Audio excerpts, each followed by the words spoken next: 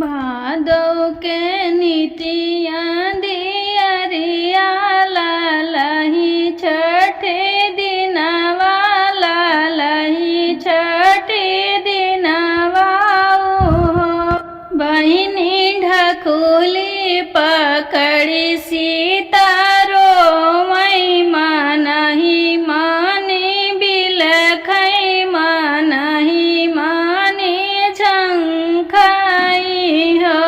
बहिनी ढकुली पकड़ी सीता रोवई मनहि मानी झंखाई मनहि मानी बिलखाई हो। राम कवन कसुर हम कैली जंगलवा में लाल जन्म हो।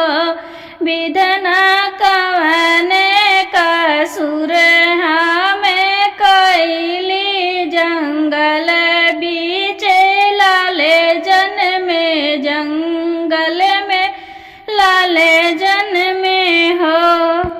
भीतरा से निकली बाने तपसीन सीता जी से पूछाई सीता जी से पूछाई हो। बेटी कवन संकट तोहरे जियारा काहे के तू ही रोयू काहे के तू ही झंखियू हो।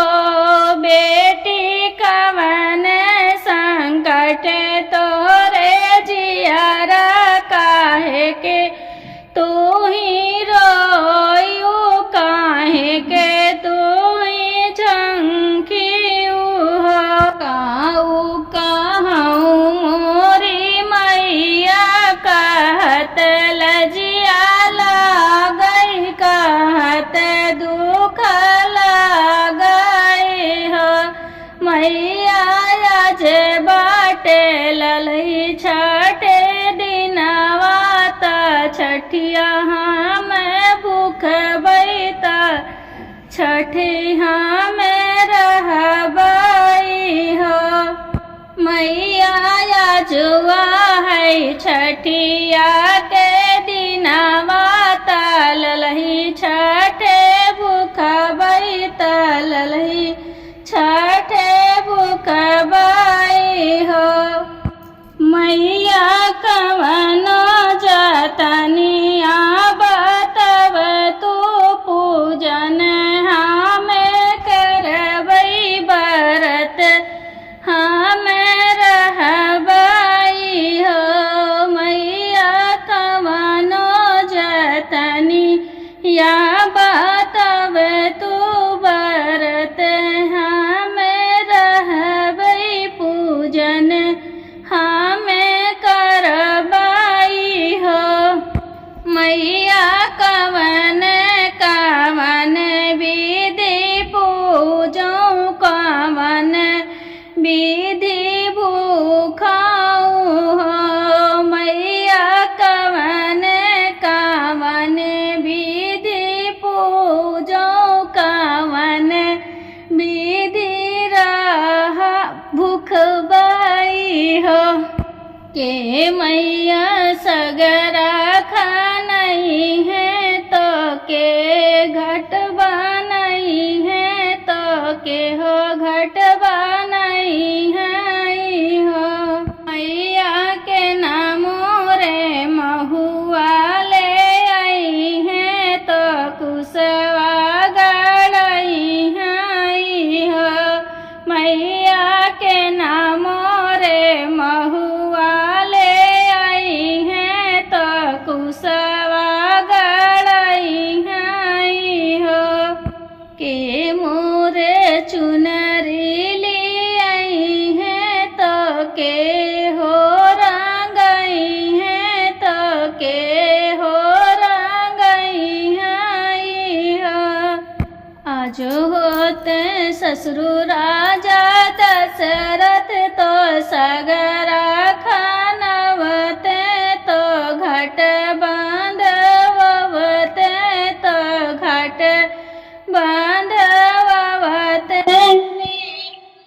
मैया याजे होते लखना देवरवात कुशवाली आवते तो घाटवा सजवाऊते हो आजू होती सासू कौसल्या रानी चौका पुरावती तो चौका पुरावती हो मैया हटिया से पियरी लियावती तो पियरी रंगवती हो मैया हटिया से पियरी लियावती तो चुनरी रंगवती हो आज जे होते मोरे पियावा तो गोतिन बोलावते तो सोहरा गावते हो मैया छठी मई के गीतिया गावते तो बजना बजवावते तो बजना बजवावते हो चुप रहा ए बेटी चुप रहा ऐसे जीनी कहा तू ऐसे जीनी रोवाऊ बेटी हमें तोरे अंगना लिपाऊ बैता चौका पुराऊ बाई हो हाकड़न नगरे के नौआ हालिए बेगे जाता हालिए